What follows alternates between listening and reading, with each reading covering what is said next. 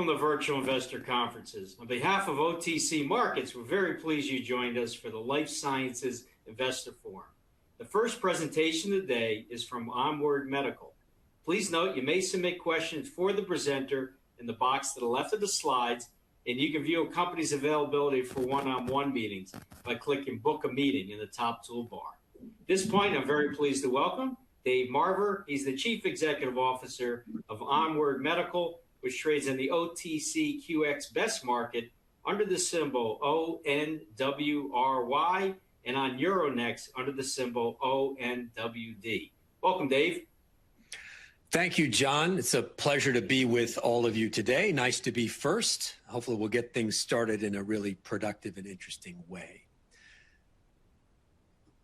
All right, the requisite forward-looking statements slide, and then let's get rolling here. So ONWARD exists because it's truly an unmet need. There is no cure, nor are there really any effective therapies for spinal cord injury. Most people associate spinal cord injuries with paralysis or loss of sensation, but it comes with many other challenges: blood pressure instability, incontinence, frequent infections, things of that nature, things that really affect activities of daily life. So outside assistance is often needed, and the quality of life can frequently be quite poor. In the middle of the slide here, you see the prevalence and incidence figures. This impacts 9 million people worldwide, about 650,000 just in the US and Europe. And as you can imagine, it's an expensive condition. So the average lifetime cost to support somebody with tetraplegia, meaning they've broken their necks essentially and their arms and legs are paralyzed, exceeds $5 million. So definitely a worthy pursuit.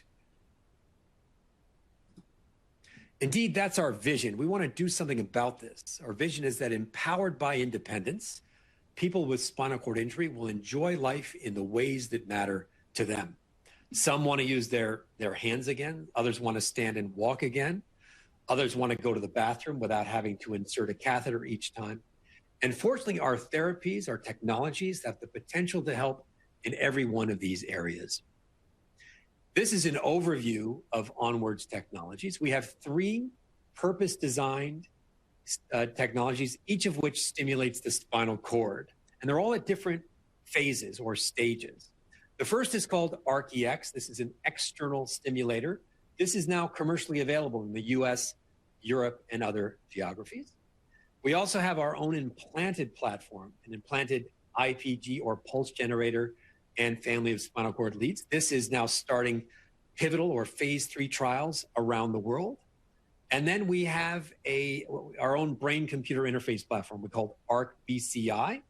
This enables thought-driven movement restoration, and this is currently in the clinical feasibility study stage. Just some overall highlights about the company. We're headquartered in the Netherlands. Most of us are in Switzerland, and we have a growing group of people in the United States, a field sales and service organization, a clinical trial organization. Very unique company, so highly differentiated technologies. We have 10 FDA Breakthrough Device Designation Awards. I think that's more than any company on Earth.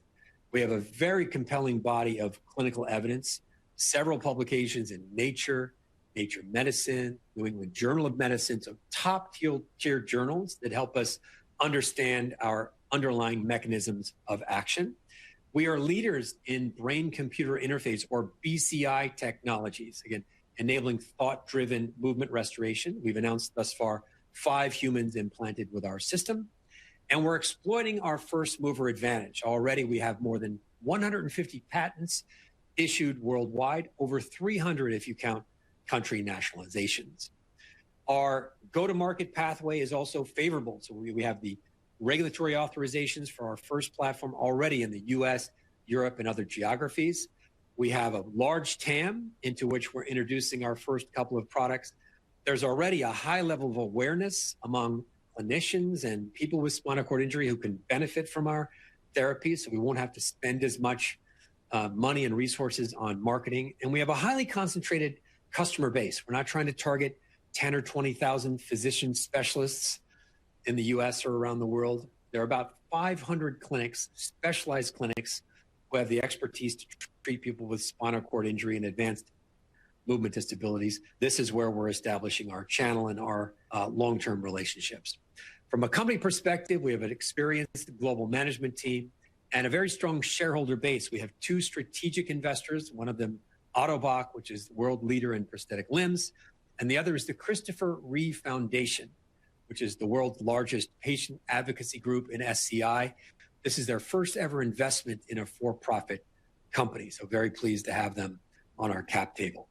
Let's now go through our technology platforms in more detail. So this is ARC-EX. This is the first platform that's approved for commercial sale in the US, Europe, and elsewhere. We have our own external stimulator here, connects to leads that are placed on the skin near the area of the spinal cord that's responsible for a given movement or function. We're starting with hand function.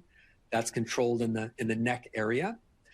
Here you see the large TAM, about $8 billion worldwide for this device. And the system is programmed by a clinician, a physical therapist, an occupational therapist, using this tablet programmer that you see here. ARC-EX was one of Time Magazine's best inventions of 2024, also a Fast Company world-changing idea. We conducted a pivotal study to get this device FDA approved and CE marked, and these were some of the outcomes. 90% of the participants improved strength or function. 87% reported improvement in quality of life. And interestingly, we saw response up to 34 years after an injury. Today, or prior to the introduction of this device, a person would have an injury, they'd have emergency surgery, they'd be in rehab for maybe 2 months or 3 months, and then they're sent home and told nothing else can be done. Here we've shown even 34 years after an injury, we can show really meaningful improvements. And these data were published in Nature Medicine, one of the world's preeminent science journals. We started with a limited launch in the US this calendar year, and then in the second half, we opened it up. We've already placed sold more than 70 systems to over 60 US clinics, and the momentum is continuing for sure. This is now an overview of our fully implanted system we call ARC-IM. So we have our own implanted neurostimulator. It's implanted in the abdomen or flank. That connects to one of a family of leads that's placed directly on the spinal cord. The system is recharged and programmed wirelessly through the skin using this hub. And then the clinician uses this tablet programmer, and the patient actually uses a smartwatch where they can turn the system on and off and control it. This is a very versatile system. We're first, though, using it to address blood pressure instability. And already, as with ARC-EX, we have major publications. We had concurrent publications in Nature and Nature Medicine in September, detailing the clinical feasibility results for the first 14 people to receive this therapy worldwide. And it had outstanding results, reducing the blood pressure instability in all 14, reducing fatigue, improving bowel management, increasing their tolerance of upright postures, improving quality of life, et cetera, et cetera. I'll just pause for a second. What are we talking about here? This is not garden variety hypertension or high blood pressure. Rather, after a spinal cord injury, and sometimes after Parkinson's as well, people have this blood pressure instability. It makes it difficult for them to sit upright, to stand, or to transition body position, let's say from a bed to chair in the morning. It can also become faint or lightheaded after meals. So it can be very debilitating, keeping people homebound or even bedbound. So definitely something that we want to help to address. And this is the third platform overview. This is our BCI, or brain-computer interface platform. And here we implant a recorder in the brain, the BCI, and then that records a person's movement intention, sends it wirelessly to this tablet, which interprets those signals and translates them using AI into instructions for our spinal cord stimulator, which then stimulates the spinal cord to enable thought-driven movement restoration. It's truly a digital bridge. Okay, the company as well, just because of our mission and the unique technology, and we really are pioneering some very impactful things, we've been able to attract some of the best and brightest in the industry. You see at left are two co-founders who were featured in that 60 Minutes piece, Professor Courtine and Dr. Block, the management team as well, very experienced med tech leaders with global experience. And then we've also really put together an impressive board of directors. Our board chair is the former president of Medtronic International and longtime chairman of MedTech Europe, the industry association. We recruited recently Dr. Tim Dennison, who was for a long time Medtronic's preeminent neuroscience engineer and now is on faculty at Oxford University. Lucas Buchanan comes to us from Silk Road Medical, where he was CFO. He's now on the board of several high-growth medtech companies in the United States. And Vivian Riefberg was the former McKinsey government and healthcare practice chair in the United States. So they're just, this is just an example of the caliber of people who've joined us in this important cause. We also work hard and we execute. So this slide shows you the many achievements that we can point to over the last 12 months. You can see them here. We received FDA authorization for the ARC-EX system in the United States. We recorded our first commercial sale. We met all of our sales objectives year to date. We received CE mark so we can commercialize in Europe. And we got 510(k) clearance from FDA for home use, which is really where the ARC-EX system scales. Each person who can benefit from it can not only use it in the clinic, but be prescribed use of the device at home. We also advanced the pipeline. So we received IDE approval from FDA to start the Empower BP pivotal study. We published the interim feasibility or the feasibility results in Nature and Nature Medicine. I reviewed those with you earlier. We secured exclusive rights to our BCI technology from a leading site in France. We also received several grants, and that's something that is rather unique to our company. We can advance our pipeline with non-dilutive funding. We have grants from the Michael J. Fox Foundation, the U.S. Department of Defense, the Christopher Reeve Foundation, the European Innovation Council, et cetera. We continue to broaden our lead portfolio. We implanted the first human with our lumbar lead, which is an important lead placement for standing and walking. From a corporate perspective, we've raised over 100 million euros in equity over the past 12 to 15 months. I think that's around $125,000. We've secured 2 strategic investments from Ottobock. Ottobock is, I'll spend some time here. They're our #1 investor. This is the company that's the global leader in advanced prosthetic limbs. They've been in existence for over 100 years. They have 9,000 employees. They operate in over 50 countries. So a lot of expertise, same ethos, and a lot of history in the space. We did establish the ADR program as well last year so that those of you who wish can transact or trade a share or share equivalents in US dollars. And we continue to strengthen our board as well. In terms of milestones, we put this up at the beginning of the year. You can see we've knocked out nearly all of them. There are a few milestones remaining. So some upcoming news flows that could be catalysts for the stock. First commercial sale of the ARC-EX system outside the US.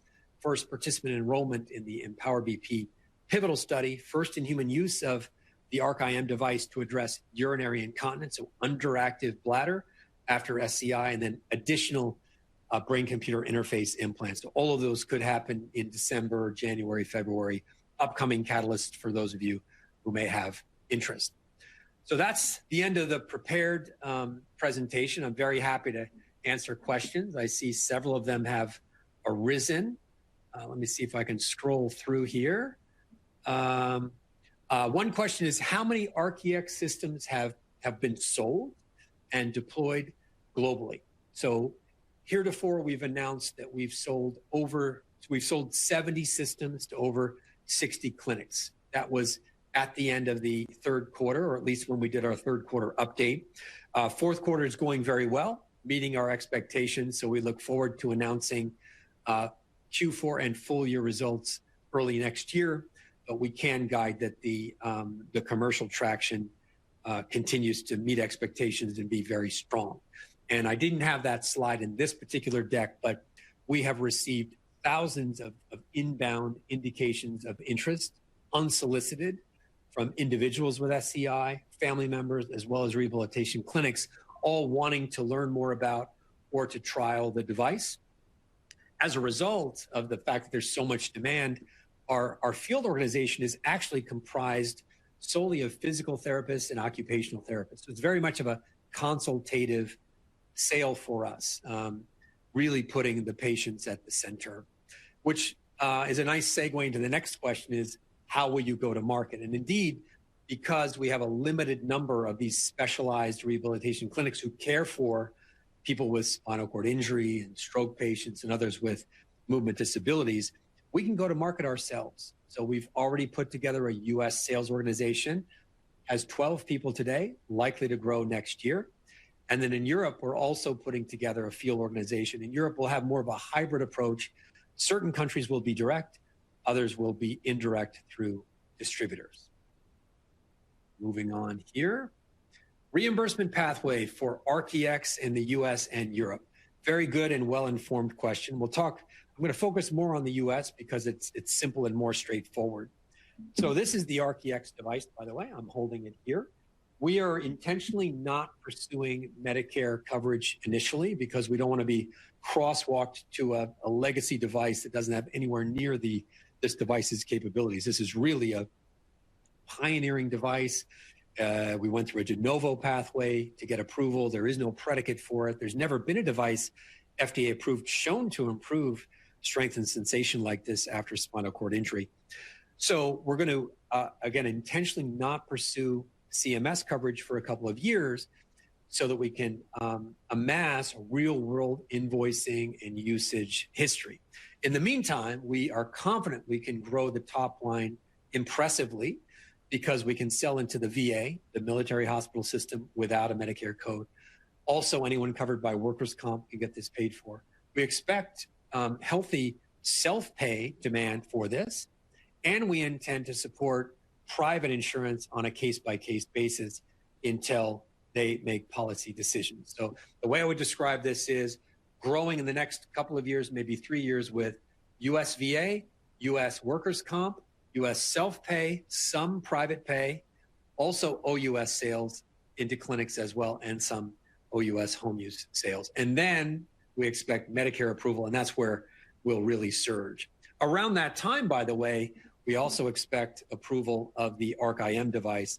So we'll begin to layer in revenue, and that's where our growth will come from. All right, let's see. What are the key, let's say more about the Empower BP trial, key endpoints, enrollment, timing? Again, another well-informed question. So with Empower BP, we're looking at whether the ARC-IM system can address blood pressure instability in people with chronic spinal cord injury. So this is a randomized controlled trial with a sham and a crossover.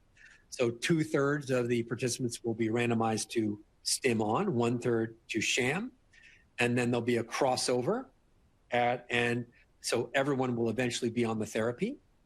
There'll be an efficacy measure at a certain time, and then a safety measure as well. What's interesting is that because of breakthrough, we have a lot of interaction with FDA, and we've built in an interim analysis. So after 33 patients, when we have efficacy data, we can unblind the data and potentially end the study early. If not, okay, fine, we'll continue to enroll. We can enroll up to 112 patients at up to 22 sites worldwide.